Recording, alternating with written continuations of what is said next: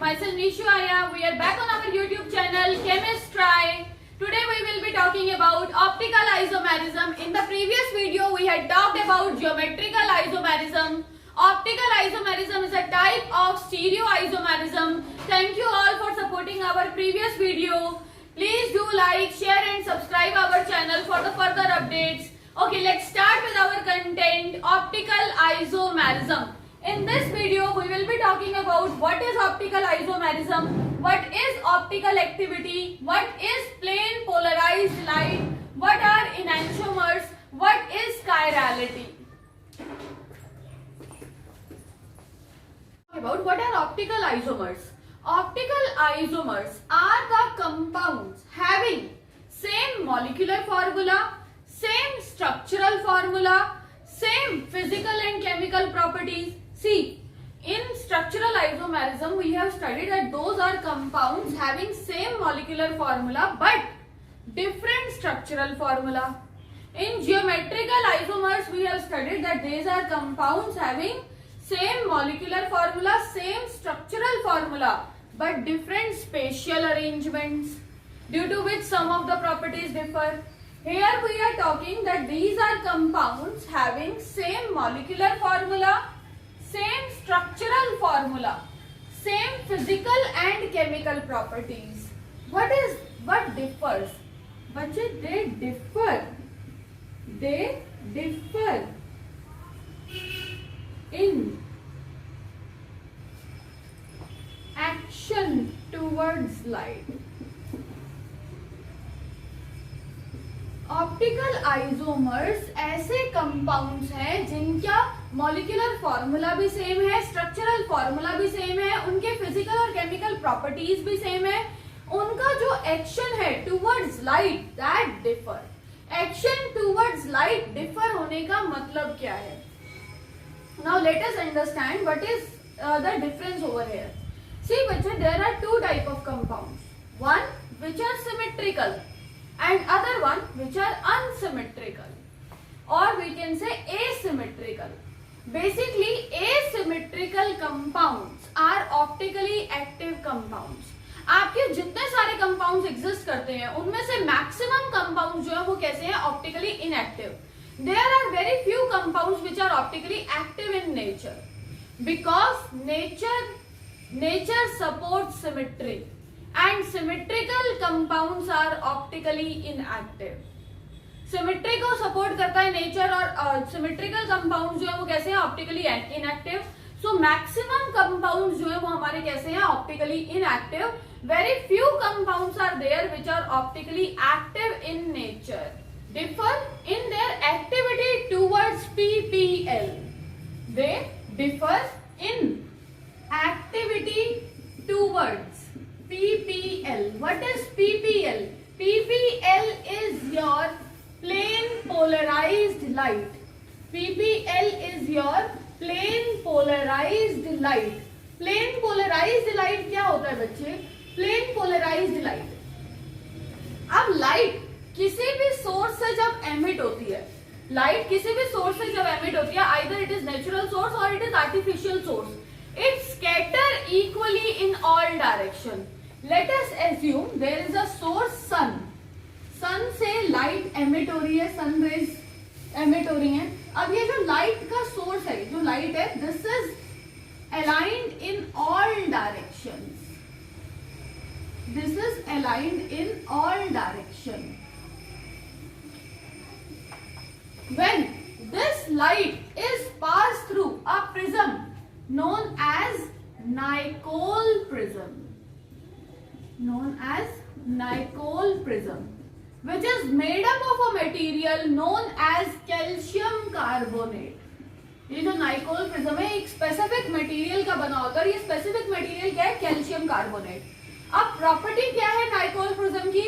Whenever any light is passed through Nicol prism, that light align towards any particular plane. किसी particular plane में वो जो light है वो आपकी अलाइन हो जाएगी, मतलब किसी दो ही डायरेक्शन में वो लाइट रह जाएगी, बाकी सभी डायरेक्शंस जो है उसकी क्या हो जाएंगी? एलिमिनेट हो जाएंगी. ऐसी लाइट को क्या बोला जाता है? plane polarized light. Light is a type of electromagnetic wave. Light कैसी वेव है? Electromagnetic wave. इलेक्ट्रोमैग्नेटिक वेव होने का मतलब क्या है बच्चे? इसके पास इलेक्ट्रिक फील्ड भी है and it also has magnetic field. Is an electromagnetic wave. Now its properties does not resemble with sound wave. Sound wave को तो क्या है? Sound wave requires medium for traveling, whereas light always does not require medium for traveling. Sound does not travel in vacuum, whereas we all know that light can travel in vacuum as well. So light is a wave which does not require any medium for traveling, which scatter equally in all direction. This type of light is known as ordinary light. Ordinary light. And when we pass it through Nicol prism, Nicol prism is a special type of prism which is made up of a material known as calcium carbonate. Then this light get aligned in any two direction. That is, then this light get aligned in any one plane, and this light is known as plane polarized light.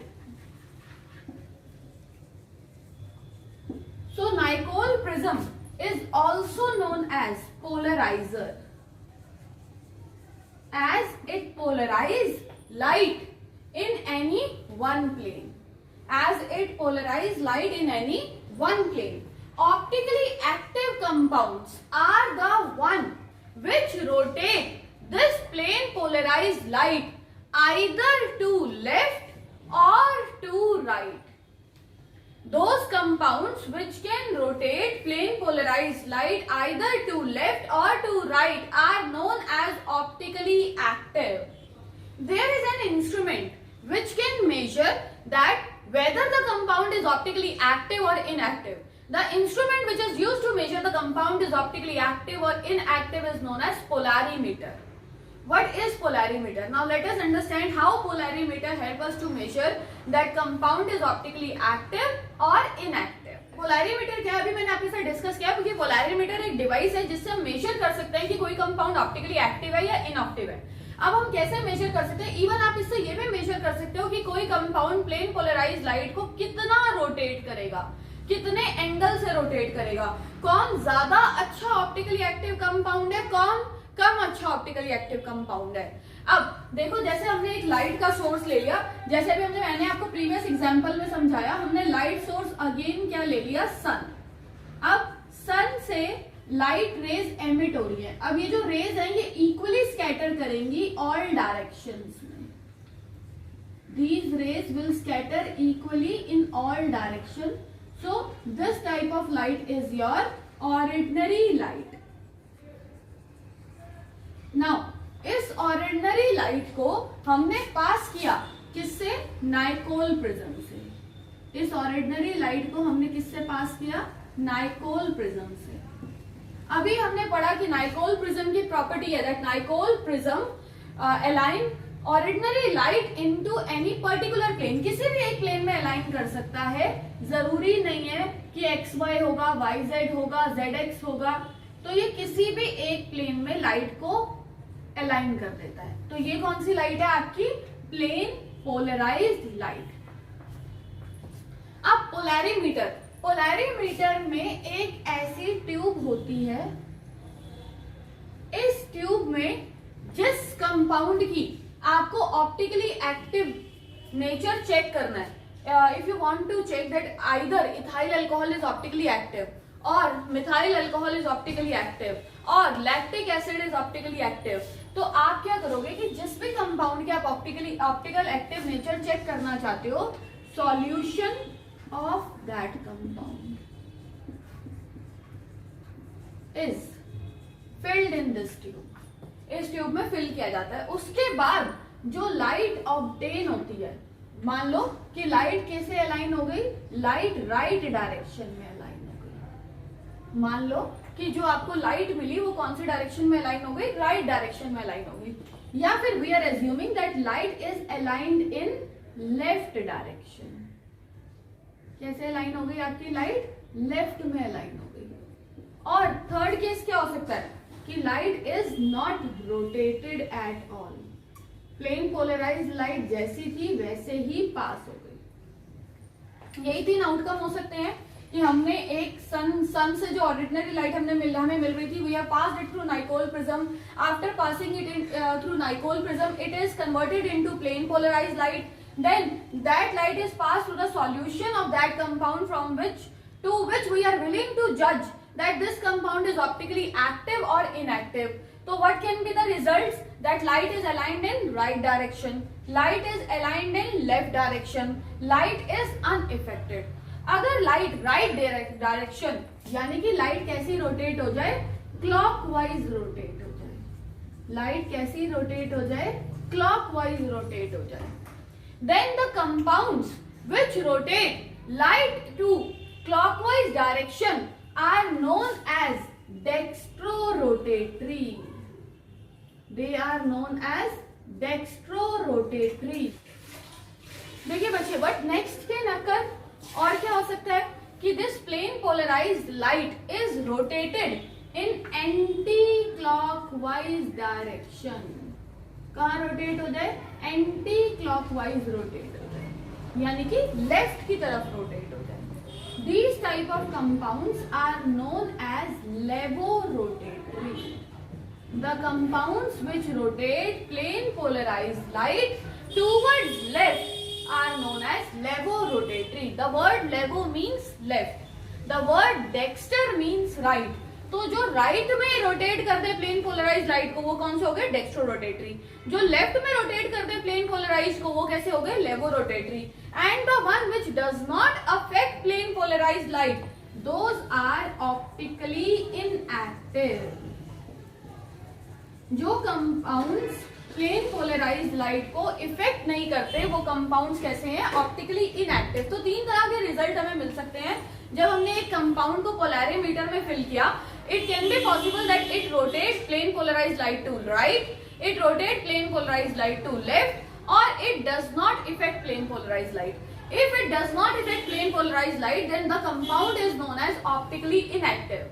Whereas if it either rotated in right direction or left direction, the compound is optically active. If it is rotating plane polarized light in right direction, then it is dextrorotatory. Whereas if it rotates plane polarized light in left direction, then it is levorotatory. बच्चे देखिए, ये थी आपकी plane polarise light. तो अगर मैं यहाँ पे भी tentative plane polarise light draw करूं तो ऐसी होगी, यहाँ होगी प्लेन पोलराइज्ड लाइट। तो this is the angle with which rotation has taken place. This angle is known as theta. Similarly, if we want to check over here, this was your plane polarized light. This is the angle with which rotation has taken place. This angle is known as theta. So theta is the angle of rotation. Theta is the angle of rotation. This angle is used to help to determine whether the compound is more optically active or less optically active. अगर किसी की theta की value ज्यादा है तो the compound is more optically active, whereas if the value of theta is less, the compound is less optically active. अब इसे क्या बोला जाता है, angle of rotation, that is degree of rotation भी बोला जाता है। अब मैंने क्या किया, मैंने कोई सॉल्यूशन ए लिया जिसकी कंसंट्रेशन मैंने ली 2 मोलर और मैंने ट्यूब की लेंथ ले ली 10 सेंटीमीटर। नेक्स्ट टाइम मैंने एक सॉल्यूशन लिया जिसकी concentration I have taken 5 molar and tube की लेंथ मैंने ले ली 1 सेंटीमीटर। बच्चे तो अब मैंने क्या किया, I have taken the first solution A whose concentration is 2 molar and length of tube is 5 centimeter. In second case, I have taken concentration to be 5 molar and length of the tube is 2 centimeter. तो दोनों बारी जो आपका theta आएगा वो accurately measure तो नहीं होगा। So here we define certain parameters हमने कुछ सर्टेन पैरामीटर्स डिफाइन कर दिए। सर्टेन पैरामीटर्स क्या है? The solution of which concentration you are willing to measure, its concentration should be 1 gram per millilitre, 1 gram per milliliter, and the length of tube should be 10 centimetre. अगर एक specified कुछ हम parameters align करेंगे, then only the compounds actual optically activity can be determined, otherwise its actual optically activity cannot be determined। देखिए बच्चे, so a concept of specific rotation, that is alpha, was introduced। alpha is equal to theta by L into में c, where theta is your angle of rotation, L is your length of tube, c is the concentration of solution whose rotation you are willing to measure। अब हम किसी भी compound की optically activity theta के respect में define नहीं करते, हम किसी भी कंपाउंड की ऑप्टिकली एक्टिविटी डिफाइन करते हैं with respect to alpha, that is specific rotation. अब आपको पेपर में क्वेश्चन आ गया, 4 compounds are given, lactic acid, ethyl alcohol, propanoic acid, 2 hydroxy propanoic acid. Which of the following is optically active? How will you determine? अब क्या उस time पे हम लोग एक्सपेरिमेंट तो कंडक्ट कर नहीं सकते? हम कंपाउंड को पोलैरीमीटर में रखकर उसमें से प्लेन पोलराइज्ड लाइट को पास करके तो नहीं देख सकते। तो how can you determine that any compound is optically active और inactive? There are certain methods which are used to determine whether the compound is optically active or inactive, which we will be studying in this video।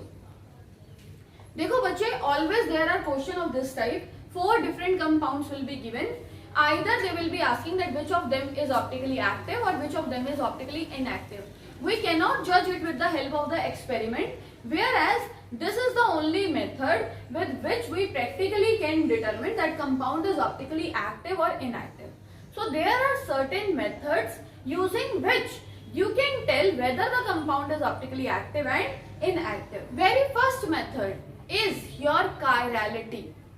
If the compound is chiral, then the compound is optically active। देखो बच्चे, chirality और chiral center are not the same thing, they are different things। Chirality determines that the compound is optically active, whereas if a compound have chiral center, it does not guarantee that the compound will be optically active in nature। How can we identify that compound is optically active or inactive? The compound having chirality is active। Compound having chirality is active। What is chirality? Chirality is handedness। जैसे आपके 2 हाथ होते हैं, हमारे जो दोनों हाथ है एक दूसरे की क्या है? Mirror image. जो हमारे दोनों हाथ है एक दूसरे की क्या है? Mirror image.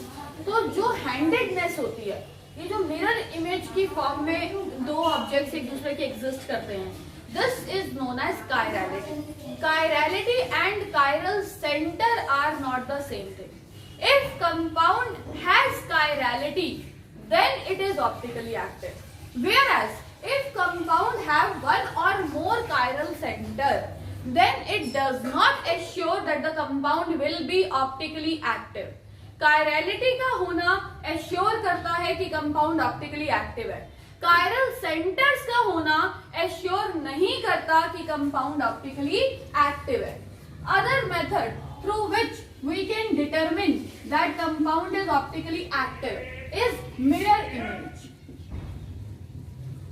If compound and its mirror image are superimposable, then compound is optically inactive, whereas if they are non-superimposable, compound is optically active। Let us understand it like this। जैसे हमारा हाथ होता है, ये आपका हाथ है all fingers are not of same length, ऐसा हमारा हाथ होता है, ठीक है। अगर अब हमने इसके बीच में क्या लगा दिया, मिरर लगा दिया, तो इसकी मिरर इमेज कैसे मिलेगी, इन्वर्टेड मिरर इमेज बनेगी। तो ये ऐसे फॉर्म होगी, ये thumb, this is your first finger, second one elongated one, third. अब ये दोनों तो एक दूसरे के जैसे ही हैं। ये देखो, अगर मैं इसे उठा के इसके ऊपर प्लेस करूं, चलो इनको डिस्टिंग्विश करने के लिए हम क्या करते हैं, रिंग बना देते हैं यहाँ पे। ये देखिए, अगर मैं इसे उठा के इस पे प्लेस करूं तो ये एक दूसरे की मिरर इमेज में, ये एक दूसरे को सुपर इम्पोज नहीं करेंगे। This is known as chirality, that both hands are not mirror image of each other. देखो बच्चे, कंपाउंड्स दो तरह के होते हैं, सिमेट्रिक जिसके अंदर अरेंजमेंट कैसा हो, एक जैसा हो, जैसे ये देखो,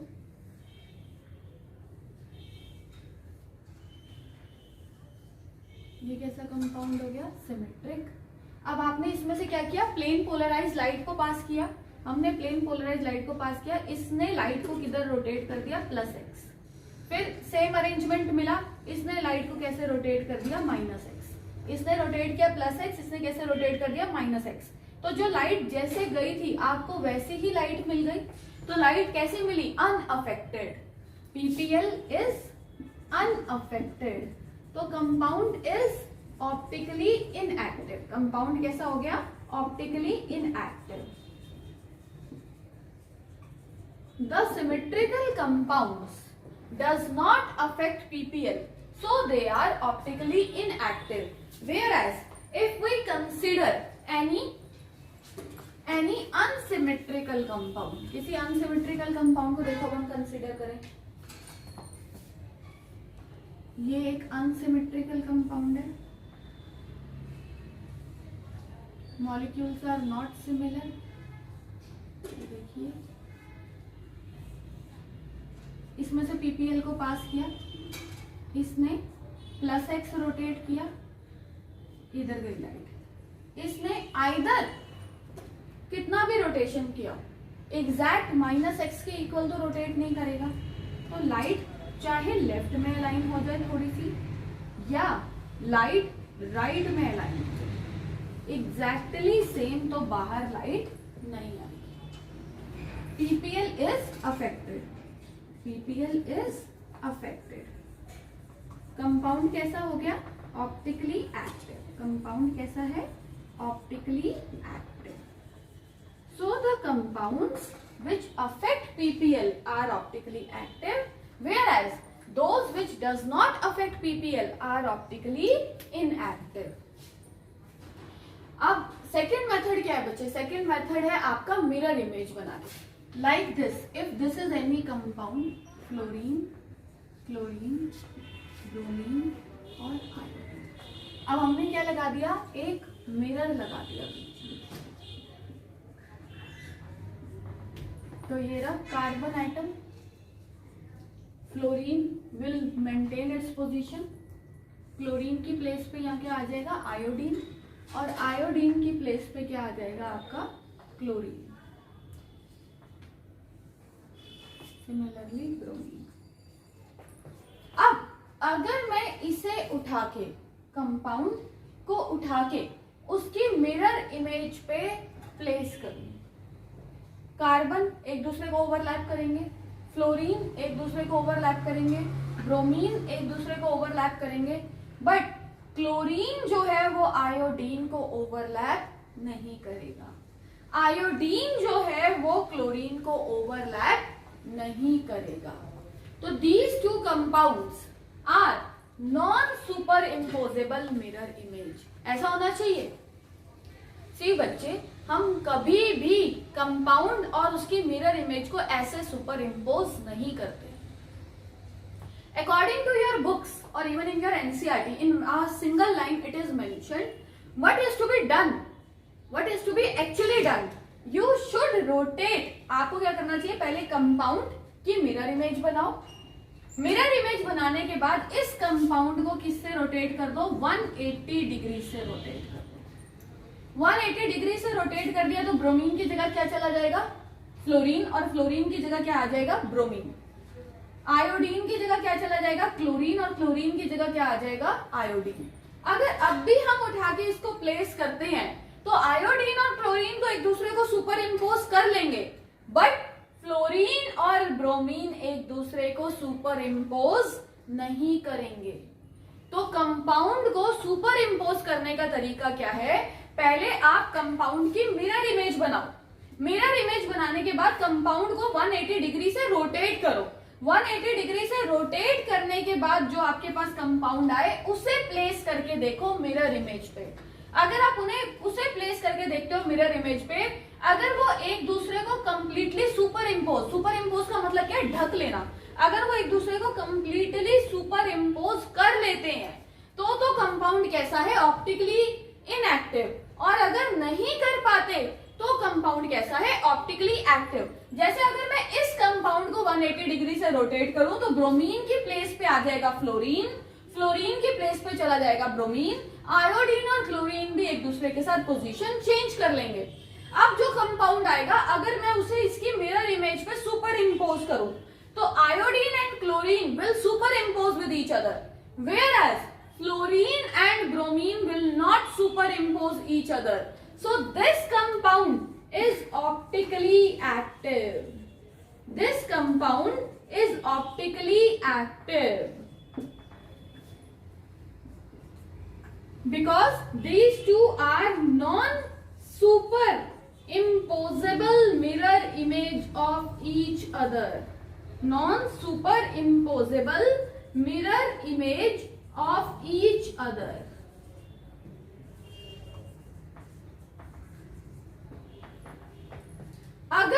अगर ये कंपाउंड लेवोरोटेटरी है तो ये अपने आप ही क्या होगा, डेक्स्ट्रोरोटेटरी। अब ये एक कंपाउंड नहीं रहा, ये दोनों अलग अलग कंपाउंड्स हो गए because their properties are different. It is rotating plane polarised right to left, it is rotating plane polarised right to right. आप देखो कभी भी किसी कंपाउंड को हम देख के ये जज नहीं कर सकते कि वो कंपाउंड लेवोरोटेटरी होगा या वो कंपाउंड डेक्स्ट्रोरोटेटरी होगा। हम उसे जब तक पोलैरिमीटर से पास नहीं करते तब तक आप जज नहीं कर सकते कि कंपाउंड लेवो है या कंपाउंड डेक्स्ट्रोरोटेटरी है। But yes, if one of them is levorotatory, then other one is dextrorotatory.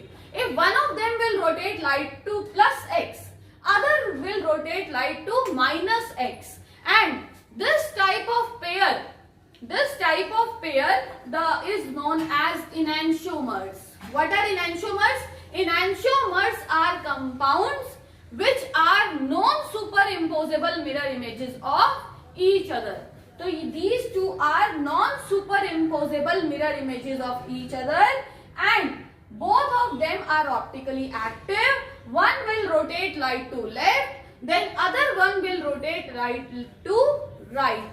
This type of pair is known as enantiomers. तो यहाँ पे इन्हें ऑप्टिकल आइसोमर्स बोलने की जगह हमारा करेक्ट टर्म क्या होगी, enantiomers. ये दोनों एक दूसरे के क्या हैं, enantiomers हैं। डन, समझ में आया बच्चे यहां तक?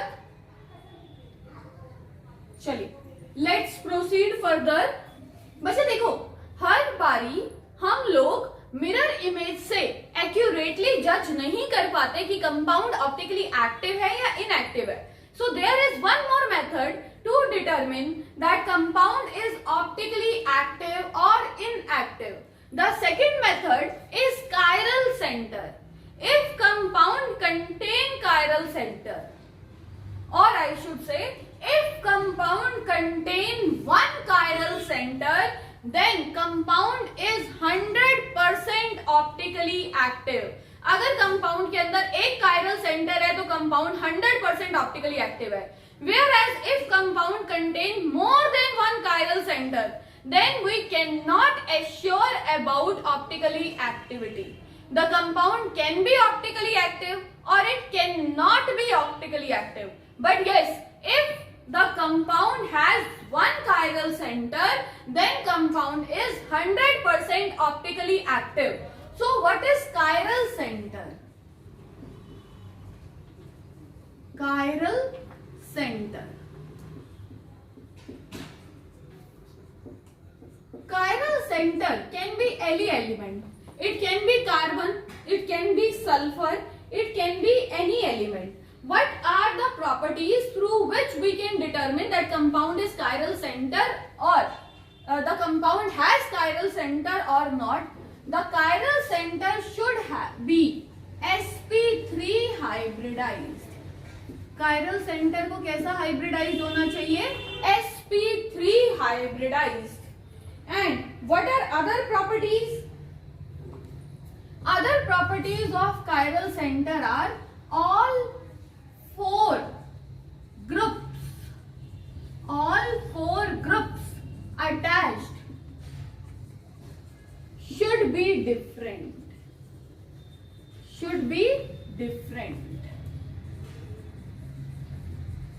जो 4 आपने ग्रुप्स अटैच किए वो चारों ग्रुप्स कैसे होने चाहिए? डिफरेंट होना चाहिए. सबसे पहली प्रॉपर्टी क्या है कि एलिमेंट कैसा होना चाहिए? sp3 हाइब्रिडाइज्ड होना चाहिए.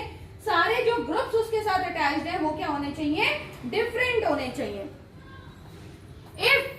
If any compound satisfy this relation, then the compound has chiral center. जैसे अभी मैंने जो आपको एग्जाम्पल समझाया था उस एग्जाम्पल की हेल्प से अगर हम अंडरस्टैंड करें, देखो कार्बन कैसा हाइब्रिडाइज्ड है? sp3 hybridised. 4 सिग्मा बॉन्ड बनाए हुए हैं तो it is sp3 hybridised. From one side it is associated with fluorine, other side it is associated with chlorine, bromine and iodine. So it is sp3 hybridized as well and it has 4 different groups as well. So the carbon is chiral center.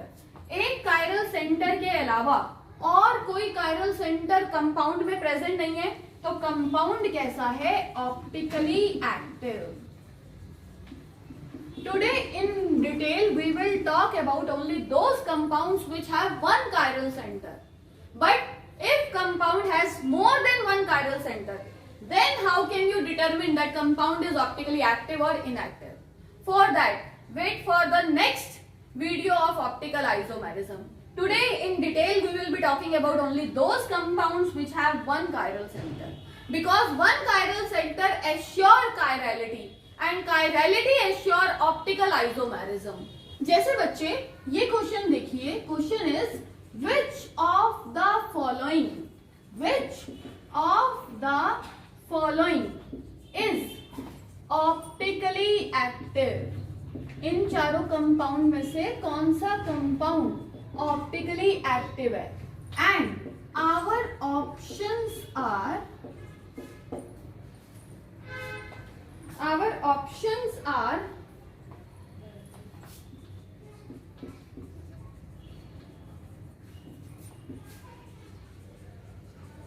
first one secondary butyl chloride, second one tertiary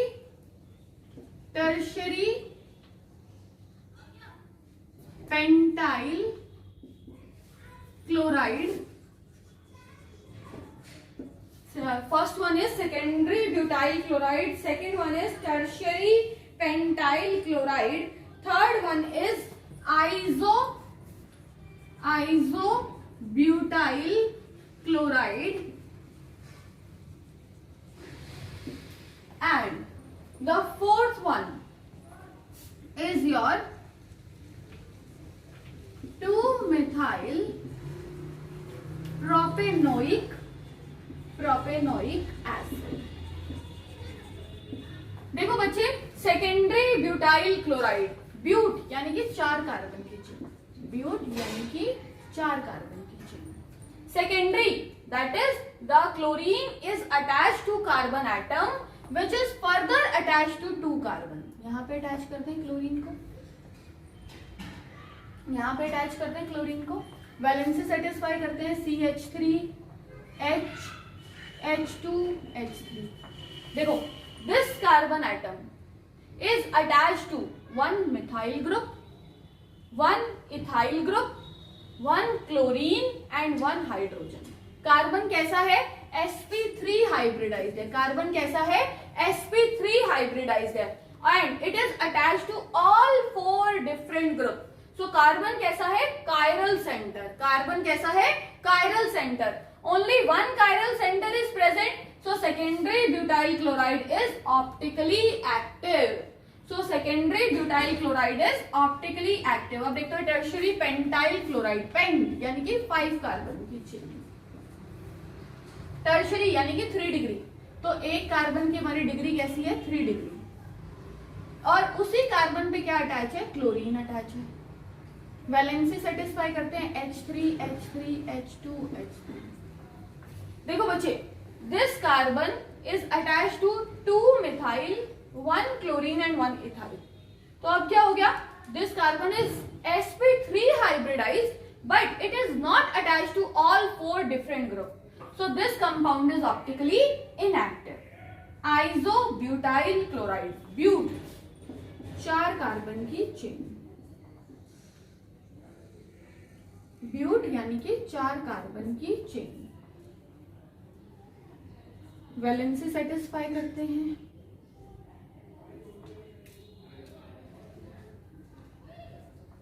देखो, this compound does not have any chiral carbon, कोई भी chiral carbon नहीं है आपके isobutyl chloride के पास, तो ये compound भी कैसा हो गया, ऑप्टिकली इनएक्टिव। सेकेंड देखते हैं, लास्ट देखते हैं, 2 मिथाइल प्रोपेनोइक एसिड, प्रोप यानी कि 3 कार्बन की चेन, यहाँ पे कौन सा ग्रुप लगा हुआ है, कार्बोक्सिलिक एसिड ग्रुप, यहाँ पे क्या अटैच है, मिथाइल ग्रुप अटैच है, वैलेंसी सेटिस्फाई करते हैं।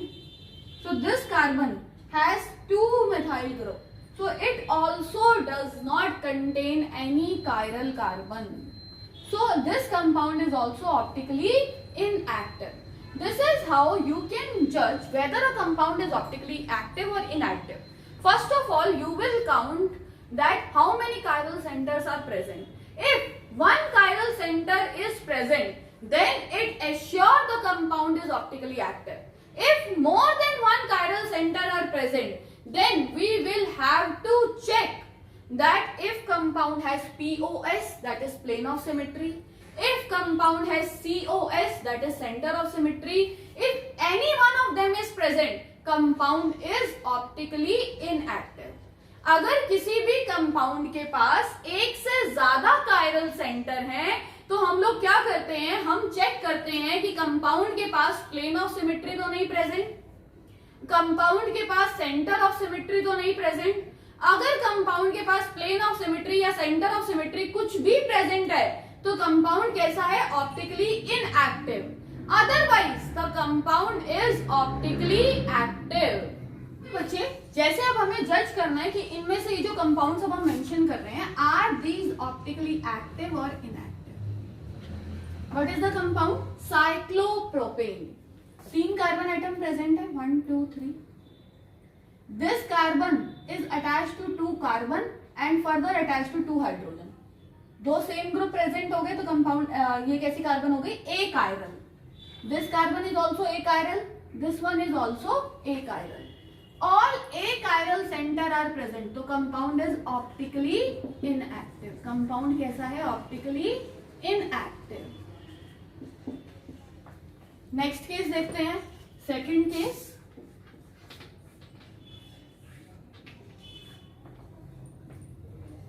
सी दिस कार्बन आइटम, इन दोनों के साथ तो 2 हाइड्रोजन अटैच होंगे, तो ये दोनों तो कायरल हो नहीं सकते।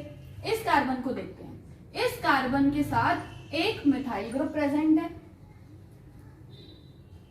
इस कार्बन के साथ एक मिथाइल ग्रुप प्रेजेंट है, एक हाइड्रोजन प्रेजेंट है, और यहां से देखो, यहां से अगर हम यहां तक गए तो सेम ग्रुप है, यहां से यहां तक गए तो सेम ग्रुप प्रेजेंट है, तो 2 सेम ग्रुप प्रेजेंट है, कंपाउंड कैसा हो गया, ऑप्टिकली इनएक्टिव हो गया।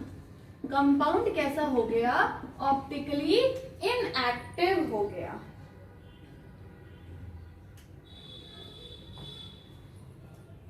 नेक्स्ट केस देखो, नेक्स्ट केस देखते हैं, अगर ये कंपाउंड होता आपका, ठीक है।